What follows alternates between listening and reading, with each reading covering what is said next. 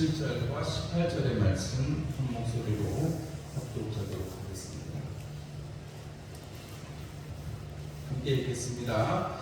우리가 잠시 받는 환난에 경한 것이 지극히 크고 영원한 영광에 중한 것을 우리에게 이루게 하리니 우리가 주목하는 것은 보이는 것이 아니고 보이지 않는 것이니 보이는 것은 잠깐이요 보이지 않는 것은 영원하니라. 아멘. 할렐루야. 오늘 이 자리에도 나오신 여러분들 축복합니다. 오늘 우리 훈련합시다. 우리 지난 시간에 디모데전서 4장 9절의 말씀으로 우리가 훈련이 얼마나 유익합니까? 육신의 연습도 유익한데 내세 또 주님 나라에 이르게 되는 경건의 유익이 얼마나 큰지에 대해서 우리가 함께 지난 시간에 첫 시간을 살펴보고 연말까지 우리가 어떤 부분을 우리가 훈련하면 좋을까 이런 얘기들을 나눌 것이라고 말씀을 드렸습니다. 우리가 훈련을 한다는 것은 여러분 사도 바울이 디모데전서 4장 말씀에 모든 사람이 받을 만하다 이렇게 말씀하고 있습니다. 모든 사람이니까 남녀노소 빈부귀천을 막론하고 훈련을 해야 된다는 것, 경건에 이르는 훈련을 해야 된다는 것은 누구에게나 필요한 일이다 이렇게 말씀을 드릴 수가 있겠습니다. 신앙생활을 하면서 우리가 뭔가 훈련되지 않는다는 것, 숨김에 또 하나님의 말씀을 읽고 기도하는 데 훈련이 되지 않는다면 그거는 어떻게 보면 거짓 신앙생활을 하는 것이나 마찬가지입니다.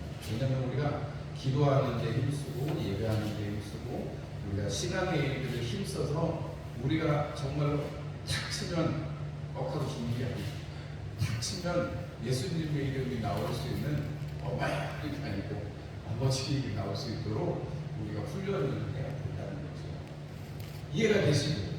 우리가 경건에 이르는 우리가 어떤 어려움과 환난 속에 있을지라도 여러분 우리가 훈련이 되어져야 된다는 것은 여러분 우리가 참으로 우리가 믿음 생활하는 게 그냥 놀고 먹어서 되는 게 아니다라는 것을 반증하는 것이기도 합니다. 오늘 우리가 고린도서 4장 17절과 18절의 말씀을 읽었는데 사도 바울은 그렇게 많은 고난과 환난을 받았는데도 불구하고 빌립보에서는 그런 환난을 받았으면서도 내게 능력 주시는 자 안에서 내가 모든 것을 할 수 있다 이렇게 고백하잖아요.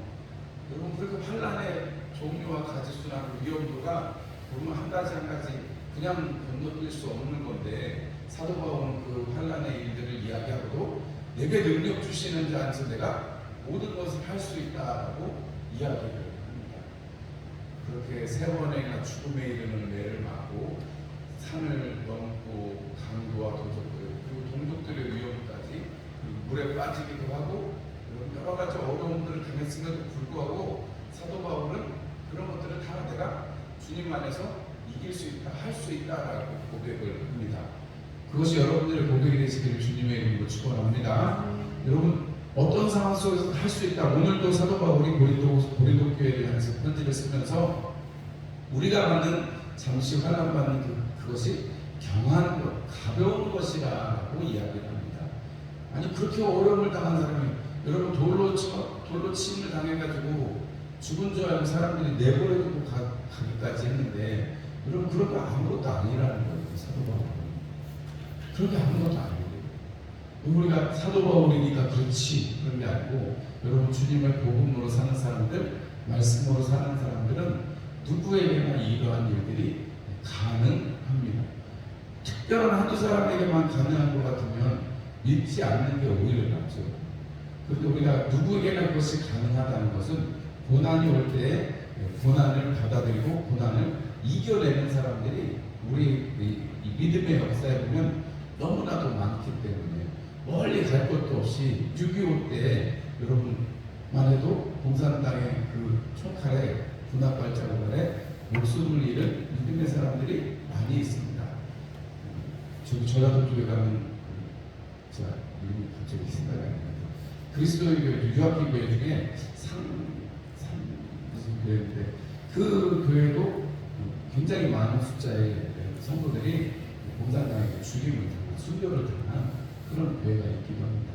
저기 전라도 신안에 가면 문준경 전도사님이랑 과부가 돼 결혼하자마자 박세계라고 쫓겨나가지고 과부가 돼가지고 그랬는데 그 길로 신학교에 입학을 해가지고 전도자가 되었죠. 전도사가 되고 그 섬에 가가지고 복음을 전하다가 사람들이 섬에 들어가지 않아도 된다. 섬에는 이미 공산당이 너무 많아서 안 가는 게 좋겠다 했는데 내가 안 가면 누가 성도들을 돌보겠는데 가가지고 여자 전도사님인데 그렇게 막 가서 죽임을 당했어요. 백사당에서. 그런데 그분한테 씌워진 이유가 뭐냐면 반동분자들을 아닌 시합을 이렇게 가지고 죽임을 당했습니다. 멀리 갈 것도 없이 70년 전에 6.25가 생기고 그때에도 여러분 믿음 때문에 일어났던 박해들을 생명으로 바꾸었던 사람들이 많이 있습니다. 뭐 수교가 쉬운 것도 아니고 아무에게나 주어지는 영광도 아니지만 여러분 우리 누구에게나 하나님께서 허락하시는 것은 어떠한 그런 환경이 있을 때 여러분 그 환경을 이겨낼 수 있느냐 없느냐를 말씀드리는 거예요. 꼭 순교가 아니더라도 여러분 로마에 가면 카타콤이라는 것을 구경하게 되는데 카타콤은 뭐냐면 지하에 있는 생활시설이에요.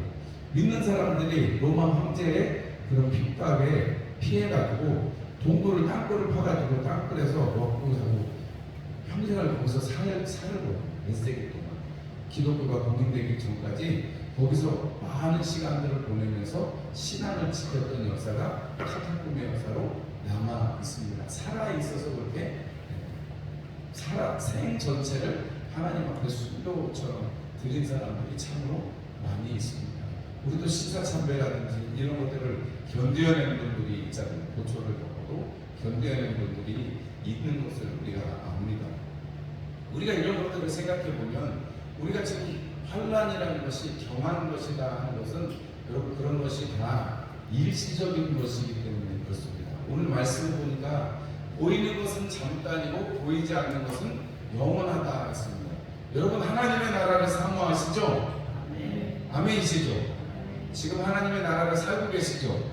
하나님이 말씀하신 그 말씀대로 살아가고 있고 살아가려고 노력한다면 우리는 지금 하나님의 다스리심을 받고 있는 것입니다.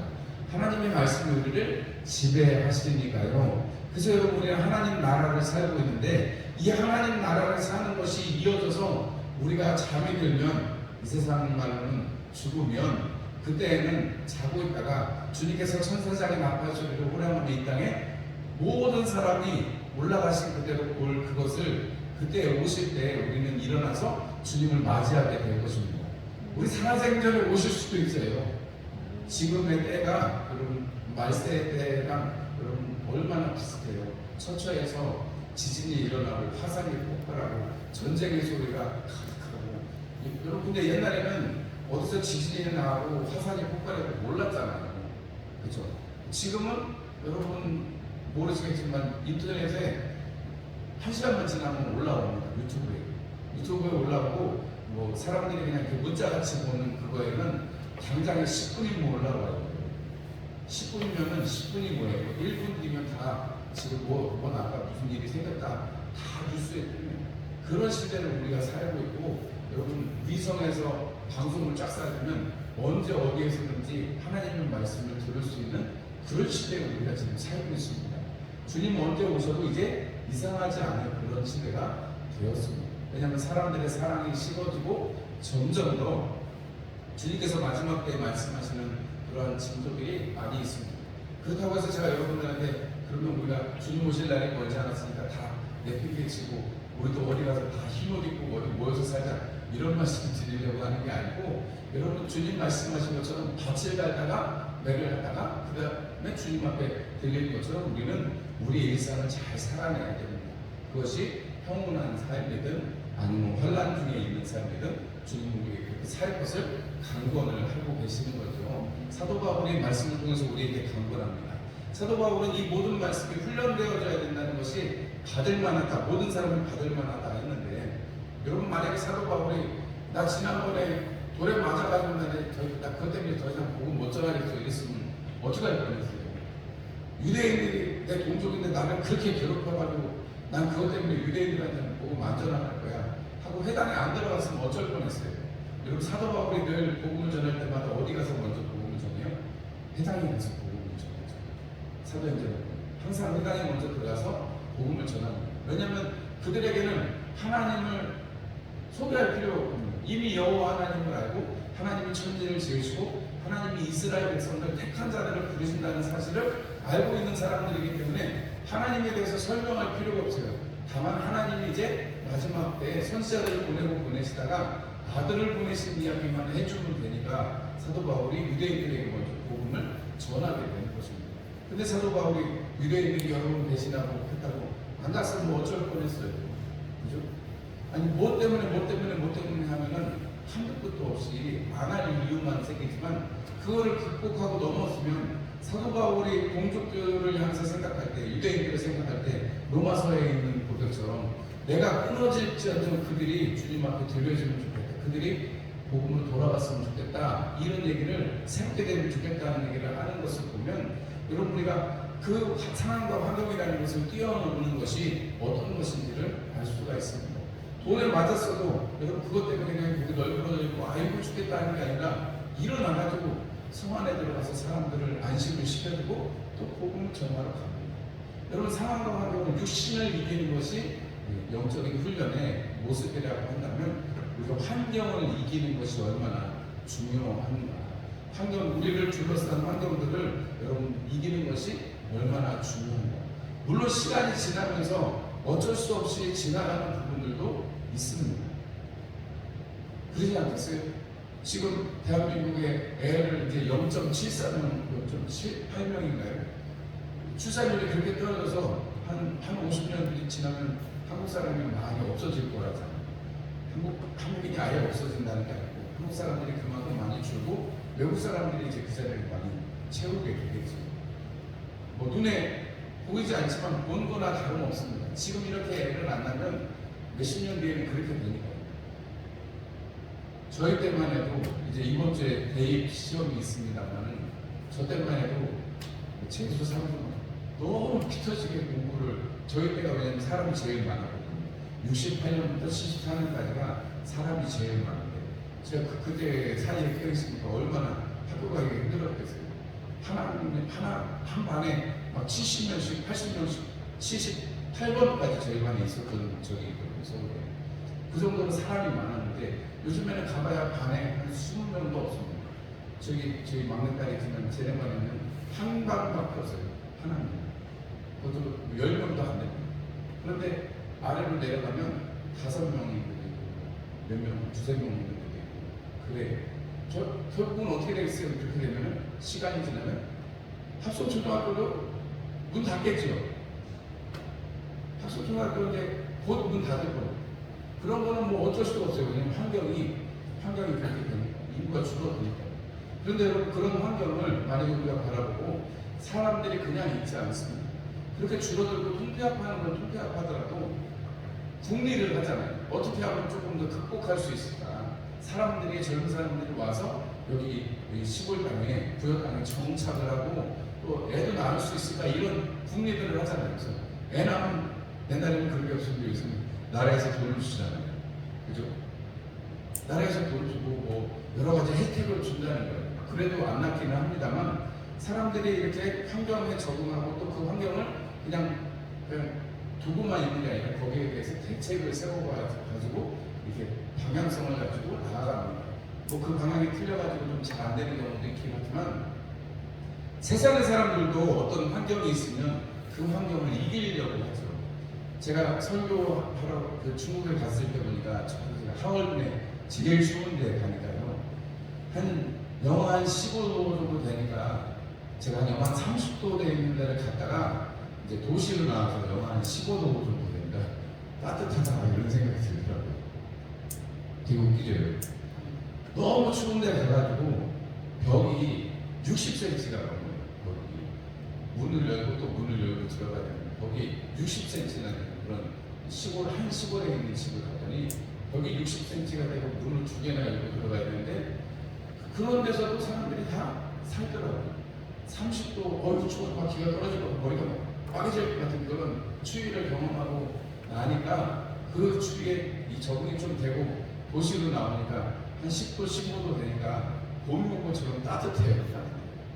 입고 있던 옷이 따뜻하게 느껴지고 사람의 몸이 그렇게 간사하고 그리고 그렇게 적응이 되면 환경에 적응이 되면 그보다 더한 것도 이길 수 있고 그렇게 되는 거죠. 그런데 이 환경을 이기려면 제일 중요한 것은 우리의 생각이 어떻게 되느냐의 문제에 달려 있습니다. 우리가 생각을 어떻게 가지느냐에 따라서 그 생각을 가지고 이길 수도 있고 그 생각을 가지고 질 수도 있는 거예요. 여러분 우리가 로마서 8장 7절의 말씀에 보면 육신의 생각은 하나님과 원수가 되나니 이는 하나님의 법에 굴복하지 아니할 뿐 아니라 할 수도 없습니다. 육신에 있는 자들은 하나님을 기쁘시게 할 수 없느니라 이렇게 말합니다. 육신의 생각은 하나님과 원수가 된다 그랬습니다. 이렇게 성령의 생각은 그 앞절에 육신의 생각은 사망이고 영의 생각은 생명과 평안이다 했으니까 성령님의 생각을 쫓아서 가면 생명과 평안이 있는데 여러분 우리가 육신적인 생각을 가지고 따라가면 어떻게 돼요? 환경에 질 수밖에 없고 환경에 다스림을 받는 그런 일들이 있을 수밖에 없는 거죠. 우리가 역사 속에서 이렇게 하나님의 영으로 충만해져서 변화를 받은 것을 멀리 갈 것도 없이 여러분 이 대한민국 땅이 어땠어요? 세상에 정말 이렇게 못 살아도 지질이 못 사는 나라가 없을 정도로 전쟁 끝나고도 정말 이렇게 폐허도 이런 폐허가 없을 정도로 이 남한이 그러했는데 어떻게 됐어요? 믿음 안에서 믿는 사람들이 여러분 중심이 되고 세상 사람들은 그걸 아니라고 할지 몰라도 여러분 새마을운동도 기독교 정신이 중심이 된 저 가나안 농문학교를 보고 박정희 대통령이 인사이트를 얻어가지고 만든 거라잖아요. 여러분 교회들이 미국이나 이런 데 원도도 있습니다만 교회 사람들이 열심히 일하고 하나님 앞에 매달리고 기도하고 여러분 처음에 초창기 선거 때에도 여러분 복음을 가진 선교사들이 들어와서 얼마나 이 땅을 많이 변화시켰습니다. 병원을 세우고 학교를 세우고 완전히 이 민족을 위해서 애를 많이 썼습니다. 여러분 선교사의 기도문에 나타나는 것처럼 여기는 빛이 없습니다. 그러나 주님의 빛을 비춰주시길 원합니다. 기도했던 것처럼 깜깜하고 여러분 정말 못 살기가 그지없던 이 나라에 여러분 복음이 들어오고 복음으로 살기를 선호하는 사람들이 생기고 나서 여러분 이 상황과 환경이 바뀐 것을 우리는 뭐 다른 데 갈 것 없이 여러분 전 세계에 한강의 기적을 해가지고 전 세계 사람들이 우러러보잖아요. 전쟁이 나면 다 초토화되는데 그리고 자원도 없고 아무것도 없는데 나라가 이렇게 부강하게 된 것은 믿음과 함께 교회가 성장하는 것과 같이 여러분 이 나라가 부강해졌던 것을 생각하면 여러분 우리가 하나님께서 경건에 이르는 연습을 할 때 환경을 이겨야 되는 것, 특별히 우리가 이 환경을 대하는 우리의 생각이 어떻게 바뀌어져야 되는지를 우리가 생각해 볼 수가 있겠습니다. 여러분 성경에 보면 삼손이라는 사사가 있잖아요. 여러분 그가 나시린으로 태어났습니다. 하나님께서 그의 태생 자체가 하나님 앞에 귀하게 태어났기 때문에 하나님 앞에 드려졌고 그 스스로도 나시린인 건 알았지만 늘 자기 육신에 원하는 대로 살았습니다. 이방의 여인들이 예쁘기만 하면 그냥 눈이 뒤집어져가지고 쫓아가서 결혼하려고 하고 관계를 가지려고 하고 삼손이 그렇게 살았잖아요. 한 번도 자기 공족하고 이렇게 결혼하려고 하는 이방 여인들이 늘 눈에 들어왔던 삼손입니다. 결국은 어떻게 됐어요? 머리가 그 근원이 다 잘려가지고 힘의 근원이 잘려가지고 노예가 됐습니다. 눈이 뽑혀가지고 여러분 노예에서 재롱을 부리는 그런 처지가 있습니다. 여러분 삼손의 마지막에 보면 재롱을 부렸다라고 이야기가 써 있습니다. 그러니까 그 재롱을 부렸다는 것은 그 이전에도 삼손이 그 노예가 되어서 계속해서 재롱을 부렸던 그런 상황을 우리가 생각을 해볼 수가 있습니다. 미루어 짐작을 해볼 수가 있는 거죠. 하나님의 능력을 힘입어서 나귀 턱뼈로 1000명을 죽였던 삼손이 그 삼손이 능력 있던 삼손이 묶여가지고 눈이 뽑혀진 채로 재롱을 이방의 신당에서 모인 사람들을 위해서 재롱을 부리고 있었는데 여러분 삼손이 왜 어느 날 갑자기 그렇게 나를 기둥 사이에 데려갔다고 했을까요? 왜 그랬을까요? 아니 늘 거기 앞에서 그렇게 제로 부리고 했을 거 아니에요. 그날만 그랬을 건 아닐 거라는 거죠. 그런데 삼손의 생각에 오늘 내가 하나님 이번만 나를 강하게 하사 이렇게 기도하는 제목이 있습니다. 하나님 이번만 나를 강하게 하사. 이 이전에도 하나님 나를 수없이 강하게 하시고 이스라엘의 사사로서 나를 세워줬던 것을 기억하는데 그때는 이제 다 지나고 하나님 내가 이렇게 놀림거리고 조롱거리로 살고 있는데 하나님 이것만 나를 강하게 하시면 내가 하나님 앞에 영광을 올려드리겠습니다. 그 기도를 드릴 때 하나님께서 그 삼손에게 능력을 더하시고 살아생전에 죽였던 것보다 죽을 때 죽였던 숫자가 더했다 이렇게 기록을 합니다. 여러분 그 조롱거리가 되어서 그 맷돌을 돌리면서 하나님 앞에 이번만 나를 강하게 해주십시오. 여러분 생각이 거기에 미친 거죠. 하나님께서 나를 강하게 하시면 하나님께서 나를 부르신 그 일들을 내가 감당할 수 있다 하는 것입니다. 여러분 생각에 따라서 여러분 사람들의 상황과 환경이 바뀝니다. 겉으로 드러나는 상황과 환경은 변하지 않지만 그것을 대하고 그것을 해결해 나가는 사람의 모습이 변하기 때문에 반드시 그 상황과 환경이 변하게 되는 것입니다. 여러분들에게 주어진 환경은 뭐 늘 변함이 없으시고 그러나 우리가 이 변함없는 환경도 하나님께 감사함으로 받으시고 이 환경 속에서 여러분들이 하나님이 주신 은혜를 누리시고 은혜를 발견해 나가시고 여러분들의 안방에서 여러분들의 집의 화장실에서 여러분들의 밭에서 일하시다가 생활을 하시다가 그리고 마을에 가서 사람들을 만나시다가 하나님의 기회를 잡으실 수 있는 여러분들이 되시기를 주님의 이름으로 축원합니다. 여러분 우리의 환경이 주어진 환경이 하나님께서 일하시는 환경이기 때문에 우리 빌립보서에 아무것도 염려하지 말고 모든 일에 기도와 간구로 너희 구할 것을 하나님께 감사함으로 아뢰라 이렇게 권면하잖아요. 우리가 기도하면서 이 상황과 환경을 이겨내고 매일 똑같은 책밖에 들어가는 것 같은 우리의 일상 속에서도 하나님의 역사가 불일 듯 일어날 수 있도록 여러분 기도하시고 여러분들의 삶을 살아내실 수 있으시기를 주님의 이름으로 축원합니다. 기도하겠습니다. 하나님